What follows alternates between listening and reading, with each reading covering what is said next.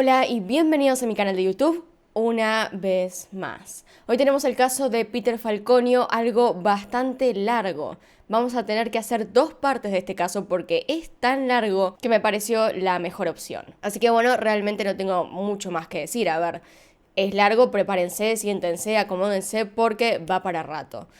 Acá atrás en el puff que está ahí, está mi gata. Si no se puede ver es porque es un bollito. Así que bueno, acá arriba, en ahí que está en pantalla, van a ver una lista de reproducción del resto de mis casos por si quieren seguir viendo. Y no olviden que si les gustan mis casos, mi manera de narrar o cualquier cosa de este canal, se pueden suscribir ahí abajo. Digamos que es la mejor manera de apoyar el canal y también, si así lo desean, pueden poner la campanita que está abajo, que supuestamente, según YouTube, te manda las notificaciones de los canales. Por ahí sí, por ahí no, a veces funciona, a veces no, pero bueno, si quieren probar, pueden hacerlo abajo, ahí en la campanita. Así que acá abajo tienen mis redes sociales por si quieren seguirme en alguna de ellas.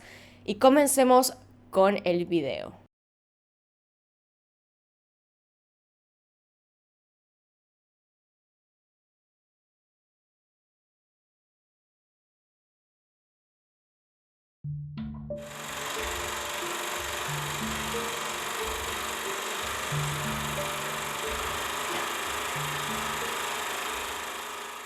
Él es Peter Falconio, nacido el 20 de septiembre de 1972 en Huddersfield, en Inglaterra. Sus padres eran Joan y Luciano.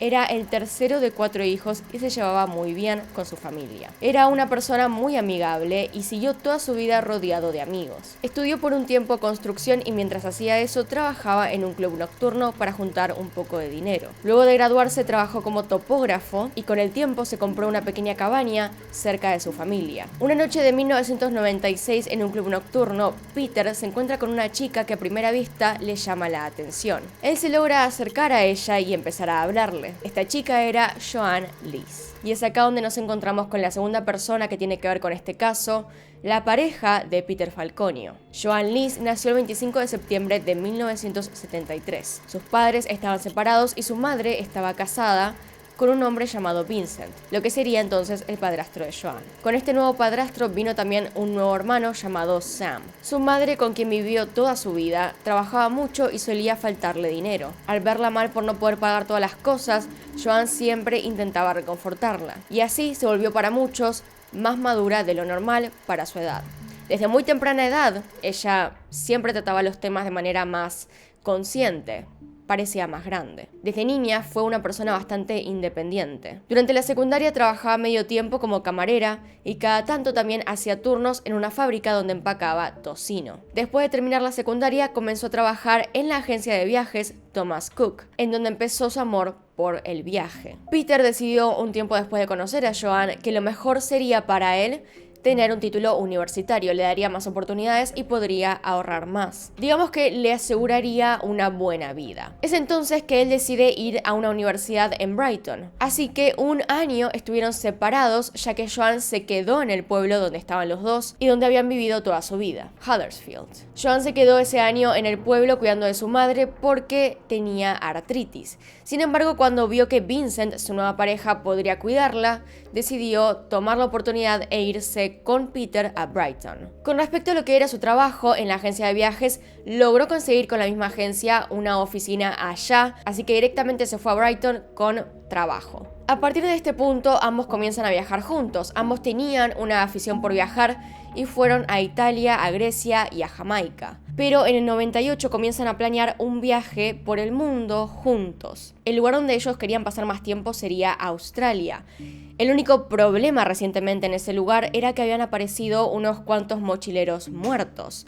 Un grupo de mochileros simplemente había aparecido sin vida ahí. Entonces, evidentemente las familias se preocuparon bastante. No querían que sus hijos sufrieran el mismo destino. Además, no fue lo único que pasó con respecto a turistas y grandes tragedias. En 1996, en Port Arthur, hubo una masacre. Un hombre llamado Martin Bryant mató a 35 personas y dejó heridas a 23. En un lugar turístico, él simplemente fue a este lugar y empezó a disparar. ¿Y qué pasa? Evidentemente las familias no estaban para nada felices de que ellos se quisieran quedar en un lugar que tal vez podría matarlos. Más que nada porque tal vez temían que hubiese un problema con los extranjeros, que además, digamos que en Londres, en Brighton, en todos estos lugares, tienen un acento bastante particular, así que serían bastante fáciles de notar. Más allá de lo que querían sus familias, ellos planean viajar, empezar esta aventura por el mundo en el año 2000. Sin embargo, se tuvieron que quedar unos cuantos meses más porque Peter tuvo un trabajo repentino en la universidad,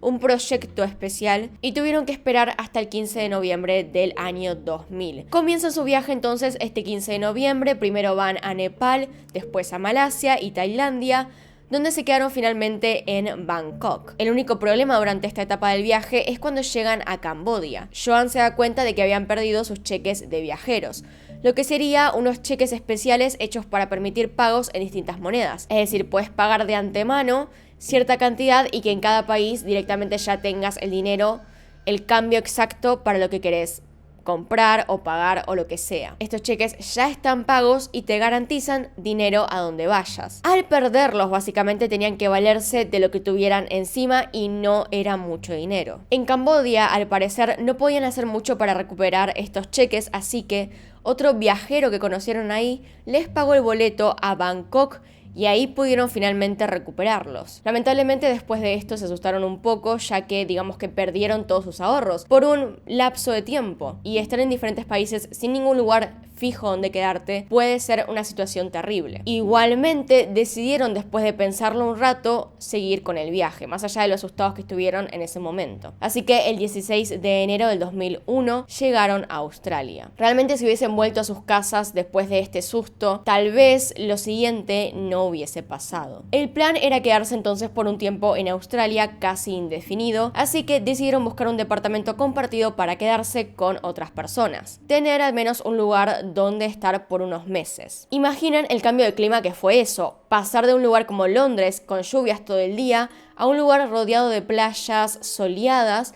Para ellos era un cambio increíble y un sueño hecho realidad. Consiguen entonces un trabajo cada uno con el claro límite de que estaban con visas vacacionales, es decir, no los dejaban quedarse por más de 6 meses en un trabajo. Así que Peter fue contratado para armar muebles en una tienda de Sydney, mientras que Joan fue contratada en una librería. Pronto hicieron amigos en Sydney y se adaptaron a la vida en este lugar. Joan se hizo una amiga llamada Amanda, quien también estaba de viaje y venía en realidad de Nueva Zelanda. Joan, por su lado, comenzó a salir cada vez más. Solía irse con Amanda a un bar en el centro de Sydney y los viernes por la noche incluso iba a un hotel donde había más mochileros, más personas de viaje, con su propio bar, con una pileta, con más gente para conocer y tragos baratos. Ella solía ir a este hotel llamado Cooper's Arms, pasar la noche en el departamento de una amiga con sus compañeros también de departamento e irse al trabajo al día siguiente. Peter, por su lado, no iba a estas fiestas porque él se quería quedar planeando un poco más del viaje. Tenían todavía todo un recorrido planeado que hacer antes de volverse a sus casas y por lo tanto tenía que hacer varias cosas, como por ejemplo comprar una camioneta. De hecho, él tenía planeado comprar estas camionetas que pueden ver acá, por ejemplo, este estilo de camioneta en el cual le metes una cama, algo para cocinar, digamos una camioneta donde se puede vivir un tiempo. Durante ese año en el cual Joan se la pasó yendo de fiesta, también descubrió el éxtasis, algo que Peter no quería hacer, pero ella sí. Se quedan en Sydney durante 5 meses en lugar de los 3 que tenían planeado al principio, ya que Joan no se quería ir. Había descubierto un lado de ella que le gustaba. Tenía más amigos, se iba de fiesta, le gustaba justamente la rutina que tenía en Sydney. Mientras tanto, Peter seguía buscando una buena camioneta. Así que en lugar de revisar los clasificados del diario, decidió ir a un market que usaban mucho los viajeros, algo así como underground, digamos que por debajo de la ley. El plan que él tenía por el cual necesitaba esta camioneta era que tenían que viajar por toda Australia hasta Brisbane y ahí volver a venderla en otros markets de este estilo. Encontró entonces una combi van, este estilo de camioneta, con una nueva capa de pintura y pocas millas. Perfecta para viajar ya que tenía una pileta para platos, una heladerita, una garrafa para cocinar y una cama. Además de estar cubierta con cortinas y tener vidrios negros. Desde un principio él encontró esto a unos $3,000, pero como sabía de autos y como su hermano trabajaba justamente con autos eléctricos, sabía más o menos todo lo que es vender y regatear, así que se fue. Digamos que se encontró con estas personas, vio la camioneta y a los pocos días obtuvo una nueva oferta de parte de los dueños que decía que se podría llevar la camioneta sin más por tan solo $800. Así que Peter logró encontrar una camioneta muy buena para viajar, con todo lo que necesitaban a tan solo $800, por lo cual su viaje estaba a punto de comenzar. La combi se movía de todos modos un poco mal y no parecía que fuese a soportar todos los terrenos de Australia. Sin embargo, como Peter estaba tan contento al respecto y como él quería realmente viajar en la camioneta y empezar de nuevo todo este recorrido, Joan lo dejó pasar y aceptó ir en la combi nueva. Luego de arreglar la camioneta y personalizarla un poco, Peter también le puso una caja de seguridad para no perder las cosas como había pasado antes. Así que después de unas semanas estaban listos para viajar. Salen a esta nueva aventura el 25 de junio del 2001, 5 meses después de llegar a Australia. Para explicarles lo que pasa a continuación, les tengo que presentar a otra persona, a Bradley Murdoch. Bradley John Murdoch nació el 6 de octubre de 1958 en Geraldton, Australia. En ese momento su madre tenía unos 40 años y 2 hijos, de 11 y 14 años. Era algo un poco extraño para ella tener otro hijo a esta edad, era algo que realmente no se esperaba, pero aún así fue tomado como una bendición. Su familia vivía de manera humilde, ya que el pueblo donde estaban había quebrado. Durante un tiempo este pueblo se había valido de lo que era la minería, y cuando este recurso se acabó, tuvieron que pasar a hacer otras cosas, como por ejemplo cultivar trigo. Si bien esto les servía, aún así no era suficiente como lo era la minería. Por lo tanto, la mayoría de las personas vivían de manera completamente humilde. En cuanto a su familia, su padre Colin era mecánico, así que tenía bastante trabajo. No eran ricos ni nada por el estilo, pero vivían bien, dentro de lo que era ese pueblo. Por el lado de Nancy, ella era la única peluquera de la ciudad. Trabajaba desde su casa y a veces incluso trabajaba en la cocina y el baño. Es decir, abría estos dos lugares como si fuesen un local de peluquería cualquiera. El tema es que al tener más de 40 años, los padres ya estaban ocupados, tenían una vida armada y tenían sus propios trabajos, cosa que les tomaba muchísimo tiempo, así que uno diría que los hermanos de Bradley debían cuidarlo. Sin embargo, ellos cuando él nació tenían 11 y 14 años, por lo cual crecieron juntos, se llevaban bien entre ellos y no querían realmente prestarle atención a su hermano menor. Además, uno de los hermanos, Robert, había nacido con problemas de salud y sin una oreja. La mayor parte de su infancia, la mayor parte de su vida en realidad, se la pasó en hospitales. Bradley con el tiempo entonces se volvió cada vez más rebelde, quería llamar la atención a toda costa. Estaba siempre a la defensiva, incluso se había distanciado de su familia y no sentía que pertenecía con ellos. Lo único que hacía era básicamente pelear y buscar problemas. A sus 12 años, su familia pensó que lo mejor sería mudarse a Perth. Sin embargo, él no se adaptó para nada bien. Comenzó a verse con grupos de bikies, o lo que sería más bien motociclistas, quienes evidentemente eran gente problemática. A sus 15 años finalmente él dejó la escuela, estando cada vez más envuelto en este grupo de motociclistas, además de verse también rodeado de sustancias y alcohol. Se mudó entonces a Geraldton y Northampton, siguiendo a esta banda de personas. Poco tiempo después su hermano Robert murió por las condiciones de salud que sufría. Esto no le sentó para nada bien a Bradley. Y así fue, con el tiempo fue creciendo, cada vez más envuelto en sustancias, cada vez más envuelto en borracheras, que terminó matando a un chico de 21 años, a un ciclista, por ir manejando bajo sustancias. Sin embargo, su sentencia fue suspendida, lo que aprovechó para escapar de la ley de pueblito en pueblito. Viajaba de pueblo en pueblo siendo mecánico, algo que había aprendido de su padre, casi a la perfección. Lo usó a su beneficio yendo a pueblos en los que nadie lo conocía y en los que nadie preguntaba nada. Digamos que quería no explicar quién era y también escapar un poco de la ley. En el 80 conoció a Diane, una amiga de la esposa de su hermano, fue a visitarlos, lo presentaron y ambos se llevaron tan bien que al año siguiente Diane se mudó con él. El 14 de julio del 84 finalmente se casaron. Al mismo tiempo, Bradley empezó un negocio de camiones, el cual lamentablemente fundió en el 83. En el 86 la pareja tuvo un hijo, pero no se quedaron juntos por mucho tiempo. Luego de que nació, unos meses después se separaron. Bradley se fue otra vez con la banda de motociclistas con los que estaba. Se iba durante días, semanas casi. No era aceptable para estar en familia. Además, realmente no explicaba lo que iba a hacer.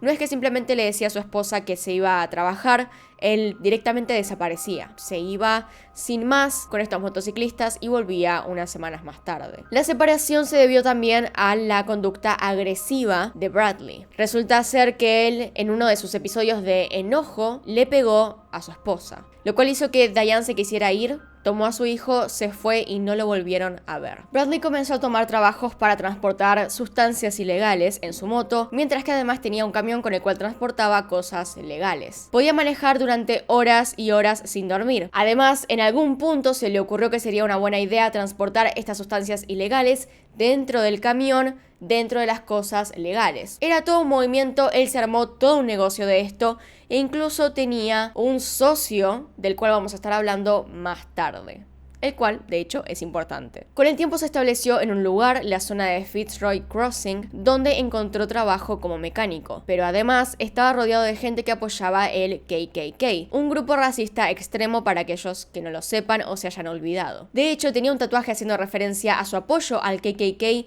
y su racismo, y aparte no hacía nada para ocultar su odio a los aborígenes o a otras razas. Más aún fue su odio cuando una de las tierras que él había conseguido para hacer una gasolinera le fue dada a la comunidad aborigen del lugar. Digamos que se estaban disputando las tierras, estaban viendo qué le pertenecía a quién, y una de esas tierras, la que tenía Bradley, le pertenecía a los aborígenes. Se las dieron a ellos y fue toda una situación legal bastante extensa que no voy a explicar ahora, pero Bradley no entendía, él quería odiarlos y esta era una razón más. Su primer encuentro real con la cárcel fue de hecho por esta razón. Él creía que el culpable principal de estos males era el líder del movimiento, o más bien, la persona que más encaraba la lucha en la comunidad, Joe Ross. El 20 de agosto del 95, luego de ir a un bar y emborracharse, Bradley tuvo que tomar un camino más largo para llegar a su casa, ya que la ruta había sido cortada por la celebración de un grupo aborigen. Volvió a su casa, tomó algunas cuantas armas, fue a la fiesta, borracho todavía, y terminó disparándole a la novia de Ross, e intentó también dispararle a él. Lo que fue insólito es que a pesar de ser un crimen claramente premeditado, solo le pusieron cargos por llevar armas robadas. O sea, la vida de la novia de Joe Ross no importó en ningún punto, simplemente importó que él tenía armas que no estaban legalmente compradas. Así que le dieron 21 meses de prisión y cumplió solamente 15 por buen comportamiento. El tema es que a pesar de pasar más de un año en la cárcel, no aprendió absolutamente nada. Volvió a los mismos negocios y nunca dejó las sustancias. No tenía dientes para este momento, estaba en sus 40s, no tenía familia, era un hombre que realmente no tenía futuro y no quería tenerlo. Finalmente, él se volvió a establecer en un pueblito de Australia llamado Broome, donde un amigo de su hermano le dio una caravana para que viviera ahí con su perro. En este lugar él conoce a Beverly Allen, quien sería más tarde su novia. Lo que ella contaba era básicamente lo mismo que su ex esposa. Él desaparecía por semanas, se iba con su 4WD Toyota color blanco y además le cambiaba constantemente las piezas a este vehículo con fines un tanto misteriosos. Cambiaba las piezas constantemente para escapar de la ley, para que no lo registraran y que si por alguna razón lo encontraban con esto de las sustancias, no lo atraparan. Igualmente, ella nunca preguntaba a dónde iba. Esto que les acabo de contar es la base para el caso. Ahora tenemos que discutir los hechos. Volvemos entonces a la vida de Peter y Joanne. La idea del viaje era hacer este camino que están viendo ahora mismo entre Adelaide y Uluru. Tenemos bastantes datos de qué hicieron en cada lugar y también tenemos testimonios de muchas personas que conocieron. Ellos eran muy amigables y cada vez que podían llevaban a otros mochileros a sus destinos. Pero en lo que es el caso es irrelevante, así que vamos a pasar directamente a las partes del viaje que son importantes. Una de las cosas relevantes a decir es que otro grupo de turistas británicos se encontró en el medio de la ruta hacia Alice Springs, recuerden este nombre, ya que era el lugar donde se encontraba Bradley en ese momento, donde él vivía. Se encuentran entonces en esta ruta con un auto 4WD blanco, un Toyota. La camioneta de estos turistas llega a este auto a la misma posición. El hombre que estaba dentro del Toyota los mira y hace un signo con la cabeza de que se va a disparar. Lo que creyeron en ese momento en realidad es que era una amenaza. También este hombre tuvo varias actitudes extrañas durante este pequeño tramo, en el cual se ponía demasiado cerca de la camioneta, hacía como que se iba, pero no, también los miraba medio raro. Estuvo un rato al lado de la camioneta haciéndoles como señales un tanto extrañas y finalmente se fue. Creyeron en realidad en este momento que algo les iba a intentar hacer. Sin embargo, él simplemente se fue a toda velocidad. Nunca reportaron esto hasta que pasaron los hechos con Peter y Joan. Un detalle importante, sin embargo, es que el auto de los turistas era una combi, una van muy parecida a la de Peter y Joan. Joan y Peter entonces en un momento del viaje llegan a Alice Springs. Previamente habían aceptado llevar a unos turistas canadienses y llegando al destino empiezan a notar que la camioneta estaba un poco mal, se comportaba extraño. Así que deciden parar un tiempo en Alice Springs para revisar la camioneta. Ellos llegan al principio de la semana y un mecánico les dice que para el viernes 13 de julio iba a tener la camioneta reparada. Por lo tanto, durante unos días se quedan en este lugar en un parque de caravanas y empiezan a recorrer Alice Springs. El 14 de julio es cuando todo esto empieza. La camioneta ya estaba arreglada y supuestamente tendrían un viaje tranquilo, nada más. Tema importante del sábado 14, el día en que deciden irse. A las 10 a.m. Peter visita a un contador para discutir algunos problemas con impuestos que él no estaba pagando. Recordemos que había ido con una visa de vacaciones y por lo tanto había ciertas cosas que no podía hacer y otras que debía hacer. Por ejemplo, no estaba pagando suficiente, tenía que pagar más por ser extranjero y por estar de vacaciones, cosa que no había hecho. Mientras él discutía esto con el contador, Joan estaba en una biblioteca viendo sus mails. Van a desayunar a eso de las 10:30 a 11. Después del desayuno, Joan llama a su amiga Amanda y le cuenta los planes que tenían. Poco después del desayuno, ambos se dirigen al aeropuerto. Tenían que comprar un boleto de avión para Joan ida y vuelta entre Brisbane y Sydney, ya que en un momento del viaje ambos se iban a separar durante un tiempo y volverían juntos a Nueva Zelanda para visitar a la amiga de Joan, Amanda. Peter estaría en ese momento en Papúa Nueva Guinea para hacer un viaje, un pequeño recorrido con un amigo. Mientras tanto, Joan estaría en Brisbane, por eso el boleto de avión. Mientras todo eso pasaba, Bradley volvía a Alice Springs. Él había estado un tiempo fuera de este lugar, se había ido de vuelta a hacer uno de sus viajes largos y había estado manejando con varias sustancias encima. Él era fan de tomar anfetaminas para quedarse despierto durante el viaje. Hizo sus típicas vueltas ese día, limpió el auto, tomó algo y cargó más combustible. Se fue, según él, de Alice Springs a eso de las 3 a 3:30 de la tarde, según él. Fueron esa tarde entonces al parque de caravanas completamente apurados porque tenían una agenda con la cual cumplir y comenzaron el viaje por fin en la ruta. Iban a un lugar llamado Karlu Karlu o Devil's Marbles, una reserva aborigen a unos 400 kilómetros de donde estaban. El tema es que no es recomendado manejar de noche por Australia, no solo porque hay lugares peligrosos, sino que también porque hay animales salvajes por todos lados. Se te puede incluso cruzar un canguro, esto no es broma, de hecho es algo de lo cual Joan estaba aterrada. La idea era cambiar de conductor por tramos, y si querían dormir, debían dejar la camioneta a un costado de la ruta. Estaban atrasados en ese momento, pero estaban relajados y se siguieron turnando hasta que el sol bajó casi por completo. A eso de las 6 p.m. ya se notaba cómo empezaba a surgir la oscuridad. Entonces, Joan, que iba manejando, le pidió a Peter que le cambiara el turno. Antes de hacerlo, bajaron de la camioneta y vieron el atardecer juntos. Una vez hecho esto, Peter volvió a manejar, cosa que en realidad no debería haber hecho porque ambos habían acordado no manejar de noche, pero bueno, más allá de eso, ya lo tenían planeado y encima estaban atrasados. A las 6:21 ellos pararon en un lugar en medio de la ruta, cargaron combustible, compraron algunas cosas y se fueron de nuevo hacia el viaje. Unos 20 minutos después, ambos notan unas luces al costado de la ruta. Eran dos pequeños fuegos. Peter quería parar y ver qué era lo que pasaba y Joan no, tenía un poco de miedo. Un tiempo después, siguiendo por la misma ruta, notan otra vez fuegos al lado. Ninguno de los dos en ese momento dice ni una sola palabra. A las 7:30 pasaron por Barrow Creek, donde compran algo para comer en una casita o local que había ahí y siguen camino. El tema es que esta ruta está llena de leyendas, pero específicamente los aborígenes australianos no se acercaban porque pensaban que había como malos espíritus. Ellos parten con la combi desde este lugar en Barrow Creek, en el cual compraron algunas cosas para comer, y un tiempo después notan que había unas luces atrás. Es decir, había otro auto. Peter comienza a encandilarse por las luces que venían del auto de atrás. Joan se da vuelta para ver, ya que no era normal tener a otra persona cerca en esta ruta, era una ruta bastante vacía y encima era de noche, No había muchas personas que salieran de noche, más que turistas. A pesar de ser un auto más rápido, la persona que estaba atrás se quedó ahí, siguiendo a la combi durante un tiempo largo. No se movía ni parecía tener intención de pasarlos en lo absoluto. Después de un tramo, el auto por fin se pone al costado de la camioneta. Y es ahí donde los chicos ven a un hombre mirándolos bien fijo. Primero comienza mirándolos y después notan que intentaba decirles algo. Lograron entender algunas cuantas palabras, en definitiva, que algo estaba mal con la camioneta y con el escape. Ambos vehículos bajan la velocidad y estacionan al costado de la ruta. El auto que tenían atrás era un Toyota 4WD color verde oscuro. El otro era blanco, este ahora es verde. Peter entonces sale a encontrarse con este hombre y Joan se queda en la camioneta esperando con la luz encendida. Apenas Peter comienza a hablar con este hombre, Joan nota más o menos lo que están diciendo. En un momento el desconocido parece que decía que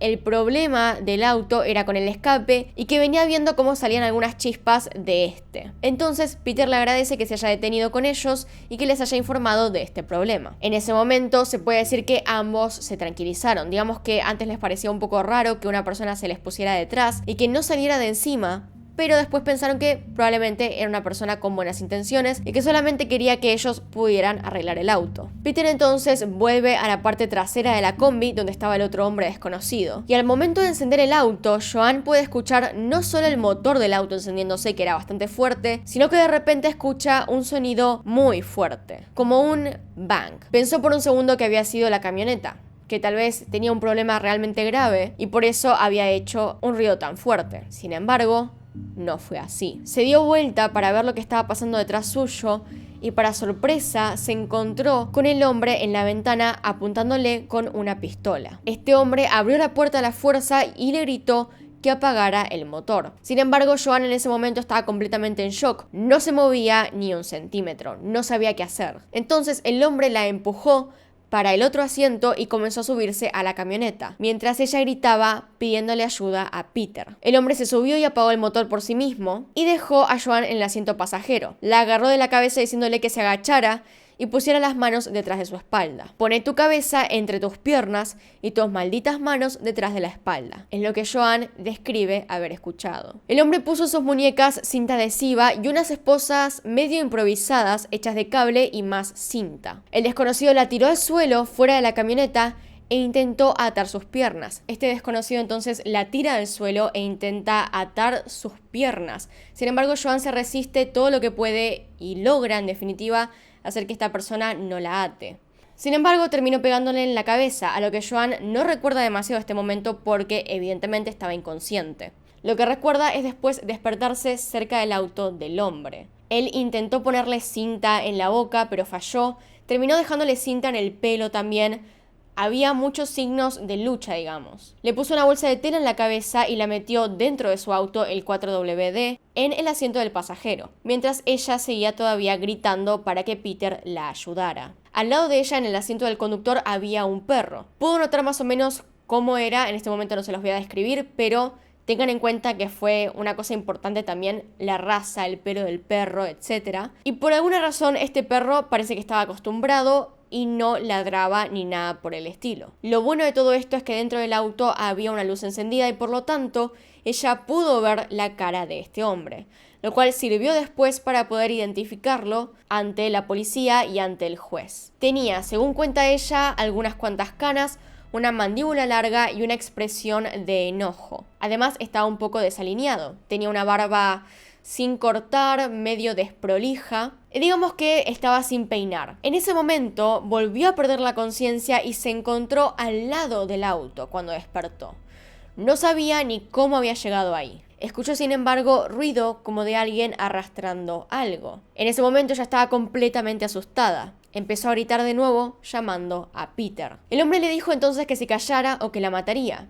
Ella tenía mucho miedo en realidad de que quisiera abusar de ella y luego matarla, así que comenzó a preguntarle qué quería, qué buscaba, si quería dinero, si quería la camioneta, se los podía llevar. También le preguntó si le había disparado a Peter y él a todo lo que le preguntó contestó que no. En un momento entonces ella escucha de nuevo cómo empieza otra vez el ruido de alguien arrastrando algo y entonces prefiere arriesgarse y comienza a correr. Recordemos de todos modos que ella tenía las manos atadas, pero no las piernas. Es decir, ella podía correr, pero mientras corría se cayó 2 veces. Corrió y corrió hasta que se encontró un arbusto grande al lado de la ruta, y en ese momento decidió tirarse debajo. El hombre comenzó a buscarla por todas partes, corriendo por el mismo camino al cual había ido ella. Mientras tanto, Joan intentaba controlar su respiración y no decir absolutamente nada. Este hombre comenzó a buscarla con una linterna y con su perro.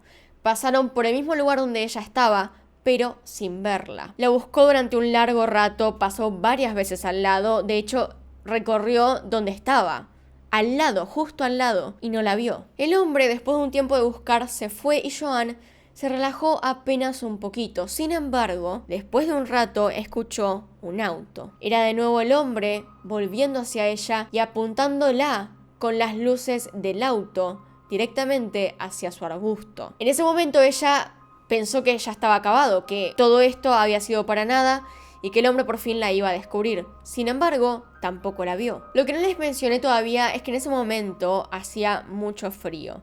Hacía 11 grados y Joan iba apenas con una remera y con un short, así que estaba muerta de frío, completamente paralizada y esperando a que este hombre volviera. Sin embargo, habían pasado 4 horas desde que el auto se fue y no parecía que volviese. Aún así, esas 4 horas ella se quedó paralizada en este lugar. De hecho, en el medio de todo esto, una familia pasó que venía de acampar y vieron el auto de este hombre, vieron también la combi y no les pareció tan extraño. De hecho, no pararon, no se preguntaron más que qué hacían ahí, si tal vez se les había pinchado una rueda o lo que fuera. Lo que sí cuestionaron es qué hacían 2 autos a esas horas, cuando se sabe que realmente casi nadie salía de noche a la ruta. Pero aún así decidieron no parar. ¿Quién pensaría que una situación así podría pasar? Finalmente, una vez pasadas las 4 horas, pasado todo esto, Joan se decidió a cambiar de posición. Pasó sus manos, que estaban atadas atrás, a la parte de adelante. Pasó una pierna a la vez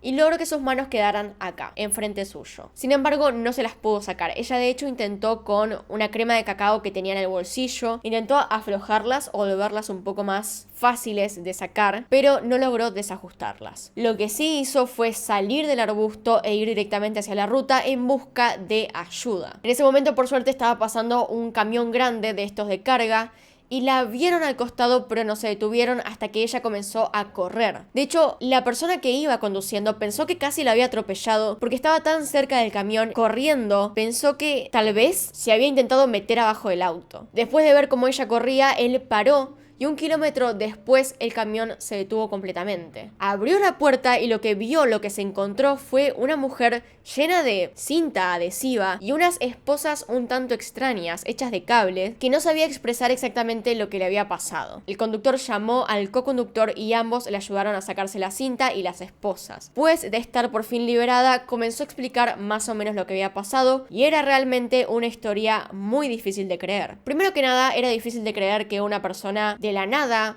les hubiese hecho eso, que de la nada se hubiese bajado a dispararles sin razón aparente y que además ella pudiese haber escapado de una manera tan irrisoria. Digamos que es difícil ocultarle algo a unos faros gigantes de auto y por eso parece tan difícil de creer que ella pudiese haber salido con vida de esa situación. Igualmente, lo primero que hizo fue pedirles ayuda para encontrar a Peter. No lo lograron y de hecho la búsqueda se detuvo cuando ella mencionó que el hombre tenía un arma. El conductor del auto, Vince Miller, decidió llamar entonces a la policía. Ahora, el problema de todo esto es que estaban en el medio de la nada y por lo tanto la policía tardaba como 4 horas en llegar. Para este momento ya era la medianoche del domingo 15 de julio. Pero bueno, por ahora lo vamos a dejar ahí. Esa es la primera parte del caso. Si quieren seguir viendo este caso, si quieren ver lo que pasó después y cómo llegaron a la resolución final, suscríbanse abajo, activen la campanita y estén atentos a cuando salga. Acá al costado están mis Patreons, gracias a todos ustedes por apoyarme a través de esa plataforma. Si quieren saber más, abajo está el link en la descripción. Gracias a todos los que me ven por YouTube, los aprecio muchísimo. Gracias por dejar comentarios y discutir cada cosita que pasa en los casos. Me encanta, de hecho, me encanta. Saben que siempre se los digo, en realidad amo las discusiones que se arman abajo en los comentarios, incluso si no respondo. Así que bueno, hasta acá llegamos. Acá tienen un video nuevo, acá tienen un video recomendado. Se pueden suscribir haciendo clic en mi cara y nos vemos en otro video. Adiós.